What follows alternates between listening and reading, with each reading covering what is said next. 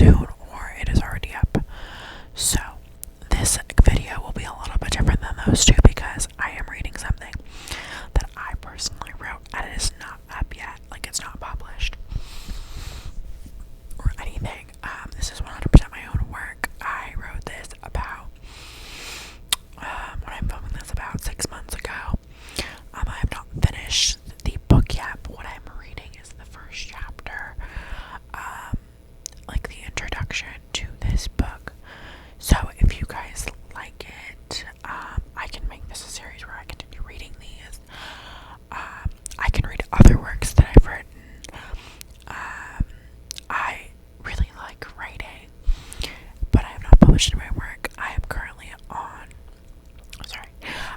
on track to publish one of my novels soon, but it is just a lot of work, and I am in school currently, and I have a job for the summer, so I don't have a ton of time to dedicate to it right now. But and I start this YouTube channel, so but I thought it would be kind of fun to read you a work that I personally wrote. I'm just gonna bring the first chapter. This is still in the writing stage. I have not edited it, and I have not revised it or any of that. And it's not even finished. This current chapter is finished. Like, it is written. I mean, obviously, as I continue to write, there will be new things that I might need to go back and add, but currently it is finished.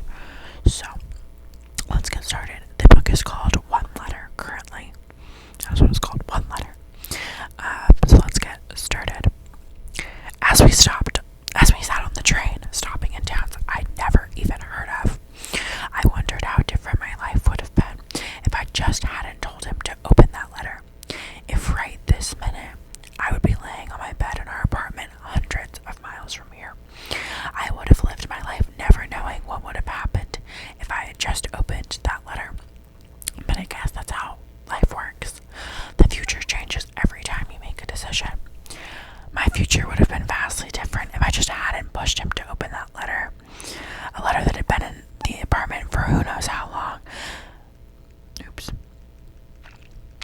For who knows how long, even though we didn't know it. Or would it have been any different? Would he still have opened it? Maybe not that day. Maybe weeks or months or even years later. Maybe I would have opened it anyway. But the future is also never guaranteed.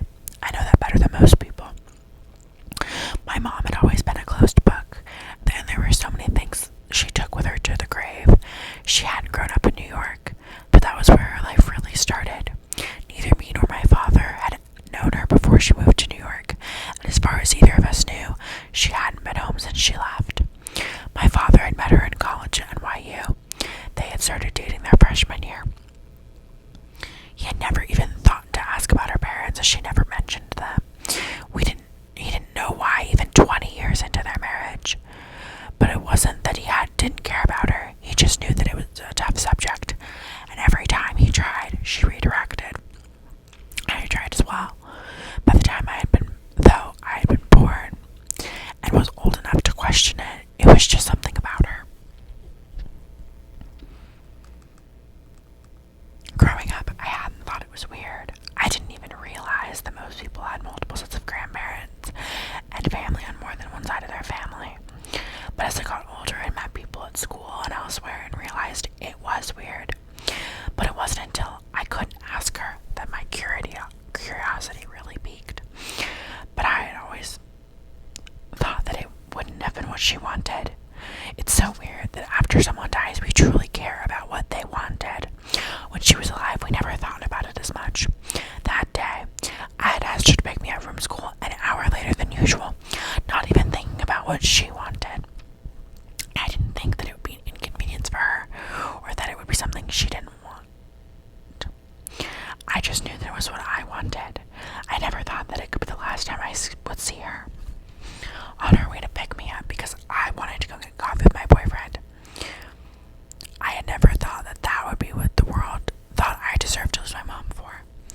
She had picked me up from school every day, even though I was a junior in high school. She didn't want me taking the subway alone, even though most of my friends did. I didn't understand why she picked me up every day. But then, when I had mentioned this to my dad, he had made some comment about the that she didn't grow up in New York, and she was just being protective of me. That one time she took the train later than she had for 10 years.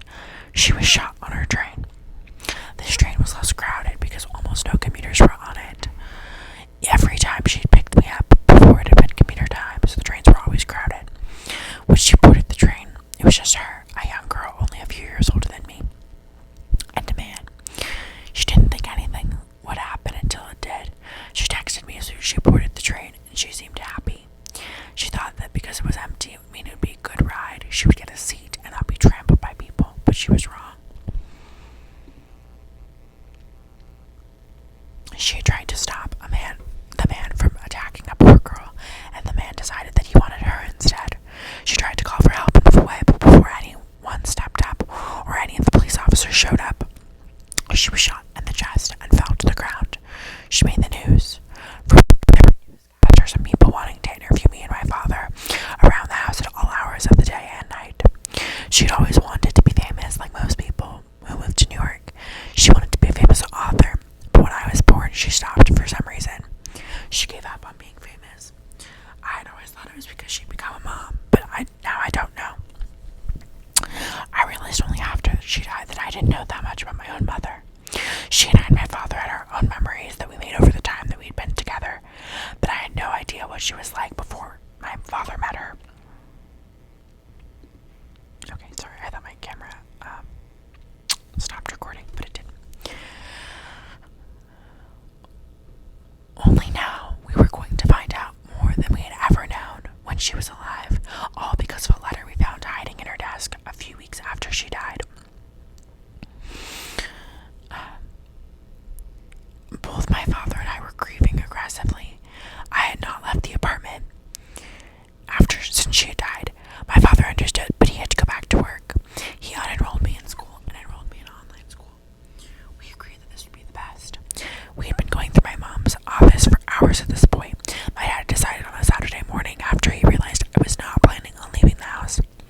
He knew that it was something that we had to do at some point, and he thought that for some reason it would get me out of the funk I was in. My father was scared about me. He thought that my mom's death was the cause of everything that was happening in my life.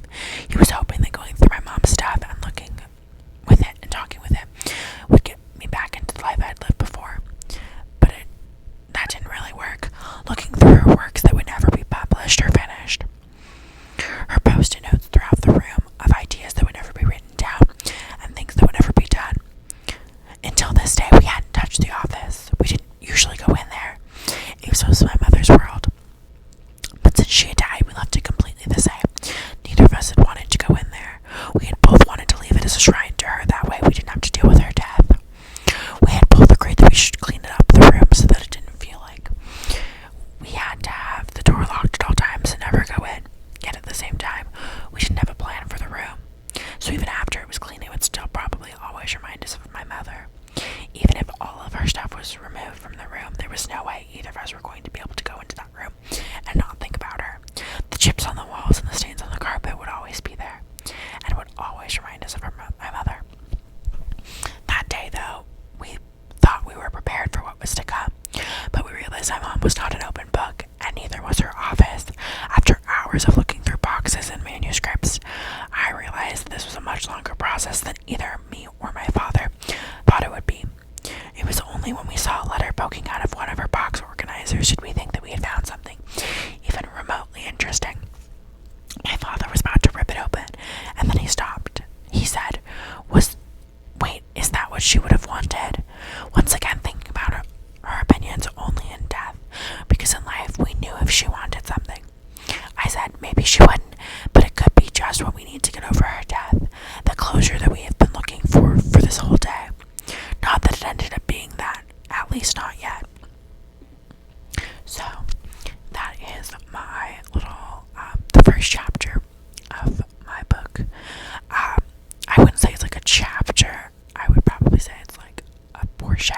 I don't know if I'm going to leave it the way I've broken it up. But, I hope you guys like it. If you're interested, I can do another one. I want to do longer videos. I just don't really know what to do for a longer video, if that makes sense. I do have a little bit of true crime idea coming